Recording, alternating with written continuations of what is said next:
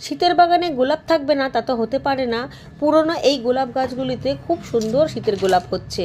গরমের সময়তেও হয়, তবে গরমের সময়তে গোলাপের সাইজটা একটু ছোট থাকে। শীত পড়ার সাথে সাথেই গোলাপের সাইজটাও বেড়ে গিয়েছে, তবে গাছটা কিন্তু অনেক উঁচু হয়ে গিয়েছে।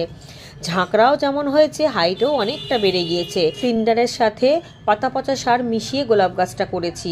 এর আগে আমি মাটি দিয়েই করতাম, তবে মাটি দিয়ে আমার অনেক গোলাপ গাছ নষ্ট হয়ে গিয়েছিল বলে আমি সিন্ডারের মধ্যেই গোলাপ গাছ এখন সবকটাই করি। তাতেই গাছটা সারাটা বছর ভালো তো থাকেই, সাথে ফুলও দিয়ে যায়, যেটা আমি ভিডিওতে সারাটা বছর দেখাই। নতুন নতুন ব্রাঞ্চ ছাড়ে, আর সেই নতুন ব্রাঞ্চের মধ্যে একটা দুটো করে কুড়ি থাকবেই থাকবে। খাবারটাও খুব হিসাব মতো দিতে হবে, এবং এলা ডালটা কিন্তু আমি কোনো সময়তেই কাটি না। প্রথমে যখন নার্সারির লোকেরা বলেছিল এলা ডালে ফুল আসে না, আমি কেটে দিয়েছিলাম, কিন্তু তারপরে আমি দেখেছি এলা ডালেও ফুল আসে।